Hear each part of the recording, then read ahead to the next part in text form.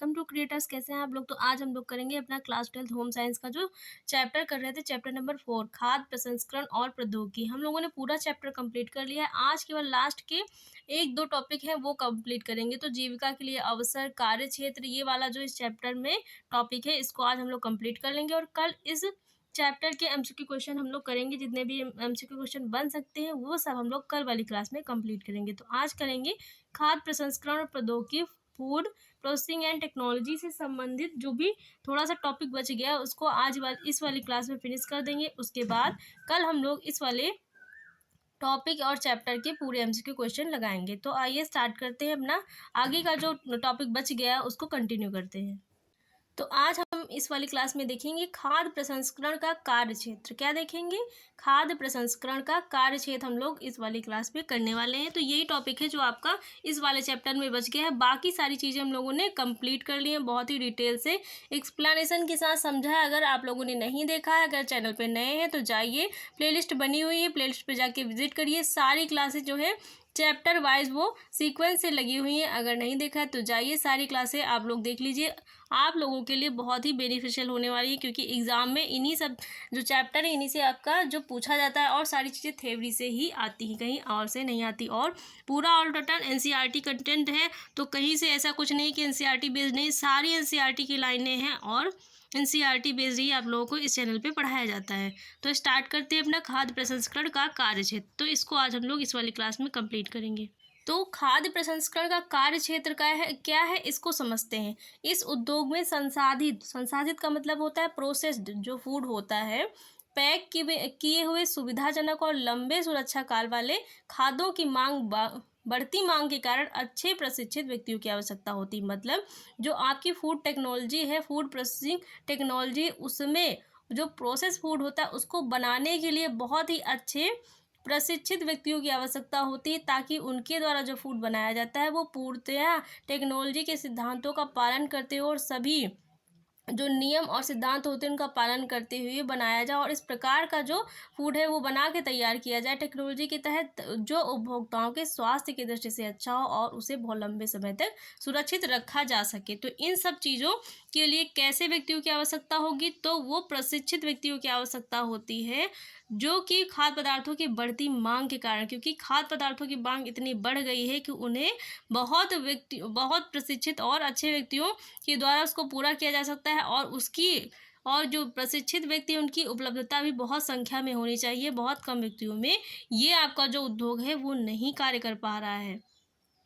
खाद्य प्रौद्योगिकी और खाद्य प्रसंस्करण उद्योग में प्रोत्साहित करने वाले चुनौतीपूर्ण और लाभदायक भविष्य वाले व्यवसाय और जीविका के अवसर मिलते हैं, और आपके इस प्रसंस्करण के क्षेत्र में बहुत जीविका के अवसर हैं जिसको हम लोग प्राप्त कर सकते हैं। और उद्योग में प्रोत्साहित होने वाले चुनौतीपूर्ण और लाभदायक भविष्य वाले व्यवसाय और जीविका के अवसर मिलते हैं, चूँकि इस क्षेत्र में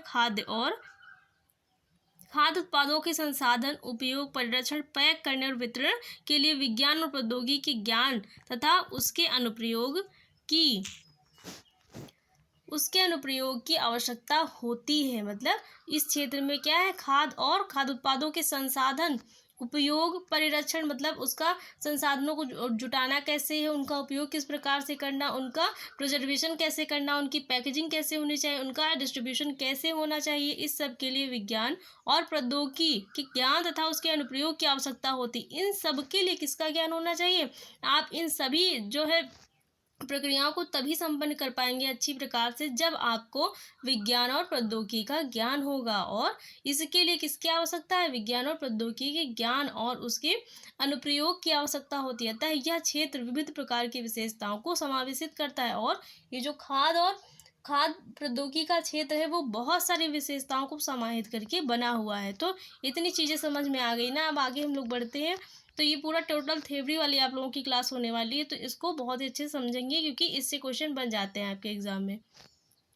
खाद्य प्रौद्योगिकी विदों का कार्य मुख्य रूप से खाद्य उद्योगों, गुणवत्ता नियंत्रक विभागों, होटल, अस्पतालों, लेबल लगाने वाले और पैक करने वाले उद्योगों, मद्य निर्माण कारखानों, मृदुपेय उद्योगों, डेयरी, कन्फेक्शनरी और फल सब्जी संसाधन, मछली और मांस संसाधन, अनाजों, ज्वार बाजरा चावल आटा कारखाने इत्यादि में होता है। मतलब जो खाद्य प्रौद्योगिकी में कार्य करने वाले व्यक्तियों की आवश्यकता होती है, किन कार्यों के लिए होती है, तो गुणवत्ता नियंत्रक विभागों के लिए, होटल में होती है, अस्पतालों में, लेबल लगाने वाले पैक करने वाले उद्योगों में होती है, मद निर्माण करने वाले कारखाने हैं जिसमें बहुत सारे जो वर्कर्स हैं उनकी आवश्यकता होती है, मृद पेय उद्योग, डेयरी कन्फेक्शनरी है, फल और सब्जी संसाधन, मछली और मांस संसाधन, अनाजों, ज्वार बाजरा चावल आटा कारखाने इत्यादि में होती है। अतः इन संस्थानों के विभिन्न विभागों जैसे क्रय और भंडारण, गुणवत्ता नियंत्रण और प्रबंधन, सुरक्षा आकलन के साथ साथ शोध और विकास में अपनी प्रवीणता का उपयोग कर सकते हैं। और जो भी व्यक्ति इस क्षेत्र में कार्यरत हैं या कार्य करना चाहते हैं, आजीविका के अवसर लेना चाहते हैं, वो इन सभी क्रय भंडारण गुणवत्ता नियंत्रण और प्रबंधन सुरक्षा आकलन के साथ साथ शोध और विकास में अपनी प्रवीणता का उपयोग कर सकते हैं। वो इन क्षेत्रों में तैयारी करके और इनसे संबंधित जो पढ़ाई या कोर्स होते हैं उनको कंप्लीट करके इसमें शोध और विकास में अपनी प्रवीणता का उपयोग कर सकते हैं, अपनी जो प्रवीणता और कुशलता को दर्शा सकते हैं या उसके उपयोग से उसमें उन्नति कर सकते हैं। वैश्वीकरण के साथ विदेशी निवेश और प्रौद्योगिकियों के लिए भारत ने अपने द्वार खोल दिए। वैश्वीकरण का मतलब होता है देश विदेश के जो आयात निर्यात है और जो देश विदेश के आयात निर्यात है, जो जानकारियां हैं उसने क्या किया है, प्रौद्योगिकियों के लिए भारत ने अपने द्वार खोल दिए। मतलब विदेशों से जो आने वाली जानकारी या चीज़ें होती उसके लिए भारत ने भी अपने द्वार खोल दिए हैं।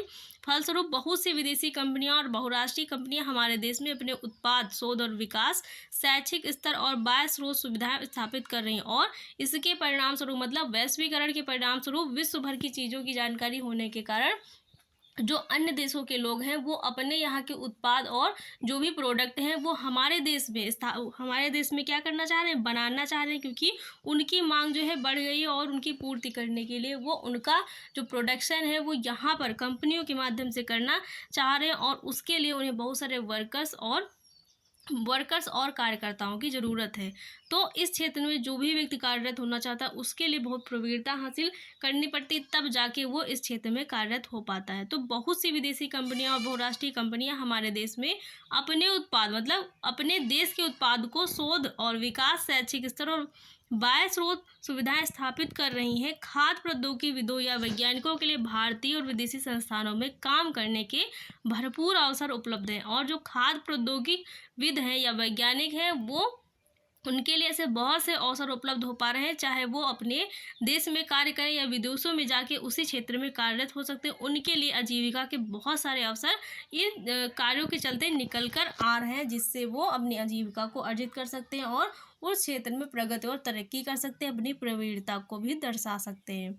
तो जीविका या करियर के अवसर कौन कौन से क्षेत्र में है, तो इनको जानते हैं हम लोग कि खाद्य प्रसंस्करण में जीविका के निम्न अवसर सम्मिलित हैं। तो क्या क्या आप लोग बन सकते हैं, तो इस क्षेत्र में कौन कौन से जीविका के करियर या अवसर हैं, तो इसको भी जानते हैं। कौन कौन से अवसर शामिल हैं, तो उत्पादक प्रबंधक मतलब किसी चीज़ को, किसी प्रोडक्ट का उत्पादन करने के लिए जिस प्रबंधक की आवश्यकता होती है वो एक करियर ऑप्शन ये है आप लोगों के लिए। विपणन और विक्रय अधिकारी, जिस के नियंत्रण के अंतर्गत ऐसा जो अधिकारी होता है जिसके नियंत्रण में विपणन और विक्रय होता है, उसके लिए आपको अवसर मिल सकता है। गुणवत्ता आश्वासन के लिए, परियोजना की वित्तीय व्यवस्था करने के लिए अवसर और शिक्षण और शोध के लिए अवसर। परामर्शदाता बनकर आप उस क्षेत्र में जा सकते हैं, परामर्श प्रदान कर सकते हैं। परियोजना कार्यान्वयन मतलब जो परियोजना है उसको बनाने के बाद उसको किस प्रकार से क्रियान्वित किया जाए, उसको लागू किया जाए, उसके लिए अवसर।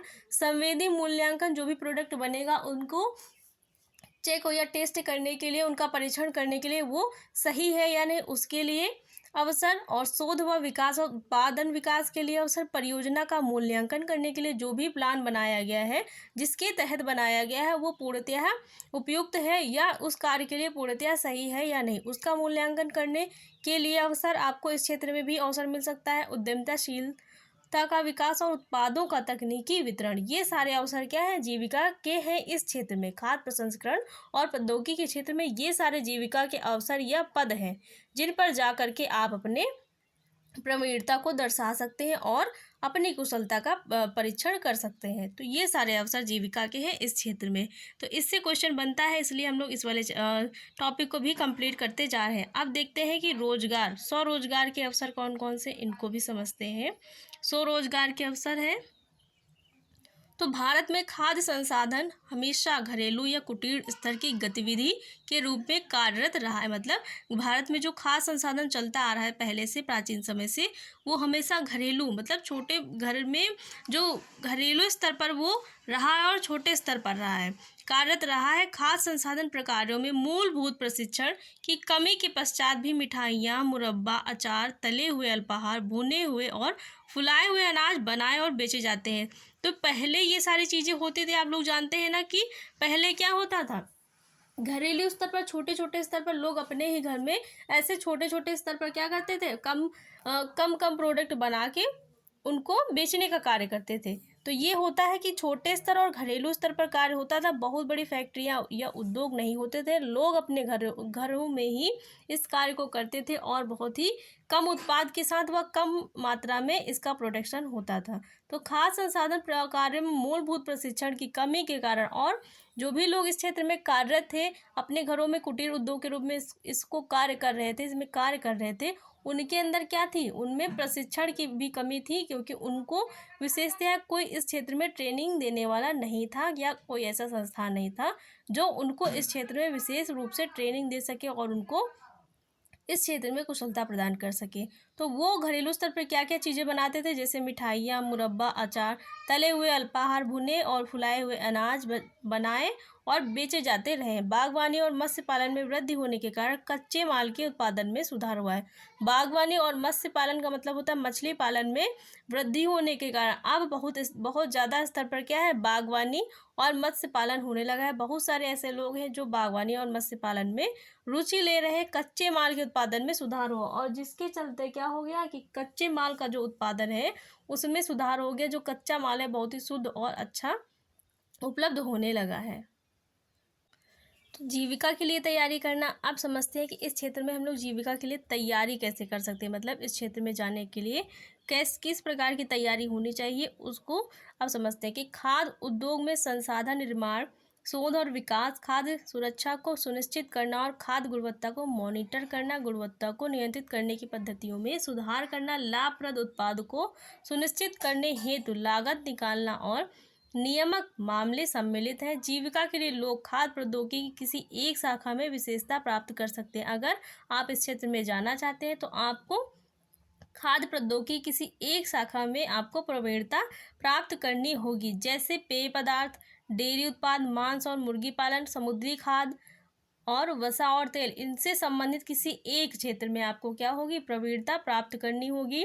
मतलब उस क्षेत्र में आपको पारंगत होना पड़ेगा, उसी क्षेत्र विशेष से संबंधित आपको जो पढ़ाई है वो पूरी करनी पड़ेगी। खाद्य प्रसंस्करण और प्रौद्योगिकी उद्योग व्यवसाय में जीविका हेतु व्यक्तियों में निम्न प्रमुख ज्ञान और कौशल होने चाहिए। अगर आप खाद्य प्रसंस्करण और प्रौद्योगिकी क्षेत्र में जाना चाहते हैं, उस उद्योग क्षेत्र में जाकर कार्य करना चाहते हैं, तो आपके अंदर उस व्यवसाय में जाने हेतु कौन कौन से कौशल व गुण होने चाहिए और किस प्रकार का ज्ञान होना चाहिए, वो क्या है उसको समझते हैं हम लोग। तो खाद्य विज्ञान, खाद्य रसायन, सुरक्षा, गुणवत्ता, आश्वासन, बेहतर विनिर्माण पद्धतियों का पोषण का ज्ञान, पद्धतियों और पोषण का ज्ञान आपको होना चाहिए। मतलब जो खाद्य निर्माण है, खाद्य रसायन, सुरक्षा, गुणवत्ता और आश्वासन, बेहतर जो निर्माण की पद्धतियां हैं और उनका पोषण का ज्ञान है वो भी आपको होना चाहिए। साथ ही कच्चे और पकाए हुए खाद्यों के संगठन, मतलब कच्चे और पकाए हुए खाद्यों को किस प्रकार से रखा जा सकता है, गुणवत्ता और सुरक्षा का विश्लेषण करना, इसकी भी जानकारी होनी चाहिए। खाद्य सामग्री बड़े पैमाने पर खाद्य विनिर्माण और खाद्य उत्पादन में उनका उपयोग करना, खाद्य सामग्री का बड़े पैमाने पर निर्माण करना और खाद्य उत्पादन में उसका उपयोग करना, इन सब का ज्ञान भी होना चाहिए। उत्पादन विनिर्देशन और खाद्य उत्पादन में विकास, संवेदी मूल्यांकन और स्वीकार्यता, औद्योगिक पद्धतियां, कार्य प्रणाली नियंत्रण, वितरण प्रणालियां तथा उपभोक्ता क्रम पैटर्न का ज्ञान होना चाहिए, खाद को पैक करने और उन पर लेबल लगाने का कौशल भी होना चाहिए। मतलब खाद जो फूड है उसकी पैकेजिंग किस प्रकार की होनी चाहिए, उस पर किस प्रकार की लेबलिंग लगी होनी चाहिए और किस प्रकार लेबल लगाना चाहिए, उस पर कौन कौन सी जानकारियाँ होनी चाहिए, इस सब का ज्ञान और कौशल होना चाहिए। उत्पादन रूपरेखा डिजाइन हेतु सूचना प्रौद्योगिकी के उपयोग की क्षमता, खाना बनाने और प्रक्रिया का ज्ञान होना चाहिए। डिजाइन तैयार करने, विश्लेषण करने, प्रतिरूप का अनुसरण करने और रेसिपी अनुकूलन की योग्यता का गुण और ज्ञान कौशल भी आपके अंदर होना चाहिए। भौतिकी, रसायन और गणित अथवा भौतिकी, रसायन और जीव विज्ञान विषयों के साथ 12वीं अथवा समकक्ष परीक्षा पास करने के बाद कोई व्यक्ति विभिन्न राज्यों के विभिन्न खाद्य शिल्प संस्थानों, अनुपयुक्त विज्ञानों के महाविद्यालयों से कम अवधि के प्रमाण पत्र, पाठ्यक्रम और डिप्लोमा पाठ्यक्रमों के लिए प्रवेश कर सकता है। मतलब अगर आपने इन सभी रसायन विज्ञान, गणित, भौतिक और जीव विज्ञान से 12वीं पास की है तो आप किसी भी राज्य के विभिन्न जो खाद्य शिल्प संस्थान है उसमें उसके महाविद्यालय में आप क्या कर सकते हैं, प्रमाण पत्र प्राप्त करके पाठ्यक्रम में, डिप्लोमा पाठ्यक्रम में क्या कर सकते हैं, प्रवेश ले सकते हैं। ऐसा ही एक संस्थान केंद्रीय खाद्य प्रौद्योगिकी शोध संस्थान मैसूर है। तो ऐसा ही एक संस्थान है जो इन सब विषयों के अंतर्गत आपको डिप्लोमा व डिग्रियां व प्रवेश प्रदान करता है। तो कौन सा है, केंद्रीय खाद्य प्रौद्योगिकी संस्थान कहाँ पर है, मैसूर में है। ये बहुत इंपॉर्टेंट है, पूछा जाता है। इसका शॉर्ट नेम होता है CFTRI। इसको क्या बोला जाता है, CFTRI इसका शॉर्ट नेम होता है। और ये कहाँ पर है, तो ये मैसूर में है। इस प्रकार के पाठ्यक्रम खाद्य परिरक्षण और संसाधन विभागों में रोजगार प्राप्त करने के लिए उपयोगी हैं। खाद्य उद्योग विशेषकर बड़े पैमाने की इकाइयों में नौकरियों के लिए और शोध कार्य तथा प्रशिक्षण तथा साथ ही स्वावलंबिता के लिए स्नातक, स्नातकोत्तर डिग्रियां और शोध योग्यता आवश्यक आधार होती है। भारत और विदेश के बहुत से विश्वविद्यालय इस क्षेत्र में स्नातक और स्नातकोत्तर डिग्रियां देते हैं। मतलब भारत के अलावा विदेशों में भी ऐसे बहुत सारे यूनिवर्सिटी और विश्वविद्यालय हैं जो आपको इस क्षेत्र में क्या कराते हैं, स्नातक कराते हैं और मतलब UG कोर्स और PG कोर्स तक की आपको डिग्रियां प्रोवाइड करते हैं। कुछ संस्थान खाद्य प्रसंस्करण और प्रौद्योगिकी के विशिष्ट पहलुओं से संबंधित स्नातकोत्तर पाठ्यक्रम भी उपलब्ध करवाते हैं और कुछ ऐसे संस्थान हैं जो फूड टेक्नोलॉजी से संबंधित विशिष्ट पहलुओं, मतलब किसी विशेष एक क्षेत्र में आपको स्नातकोत्तर का पाठ्यक्रम भी उपलब्ध करवाते हैं, उससे संबंधित डिग्री और डिप्लोमा भी देते हैं। तो ये सारी चीज़ें आपको करनी होंगी अगर आप इस क्षेत्र में आजीविका के अवसर पाना चाहते हैं। तो आपको ये सब करना होगा, तभी आप इस क्षेत्र में आजीविका के अवसर पा सकते हैं।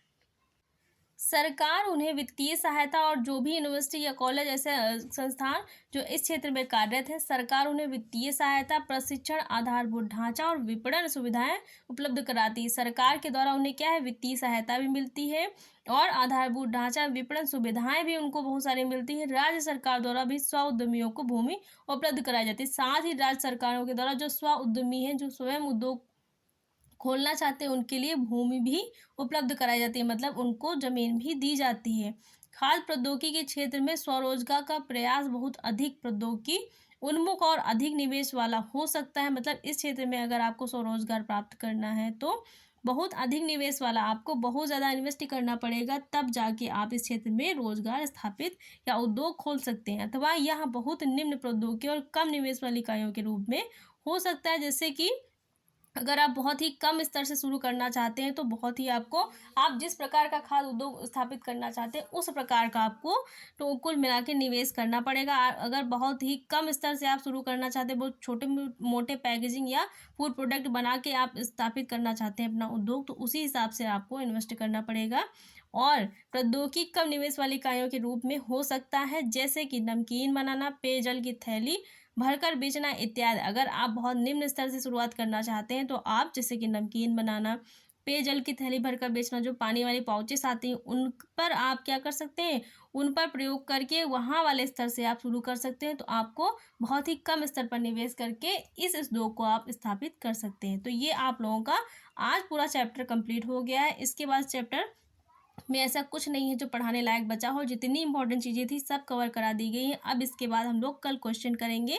अब आपका चैप्टर 4 तक बिल्कुल कंप्लीट हो गया है, 1 to 3 और 4 बिल्कुल ऑल टोटल कंप्लीट है। एनसीईआरटी बेस्ड चीज़ें आपको पढ़ाई गई हैं और इस चैप्टर में ऐसा कुछ नहीं है जो पढ़ाने लायक। जितनी चीज़ें थी, जितनी इंपॉर्टेंट थी, एग्ज़ाम के बेस से आती थी और पूछी गई हैं, वो सब पढ़ा दी गई हैं। तो गाइस क्लास कैसी लगी? अगर क्लास अच्छी लगी हो तो वीडियो को लाइक, शेयर और चैनल को सब्सक्राइब करना मत भूलिएगा। Thanks for watching guys.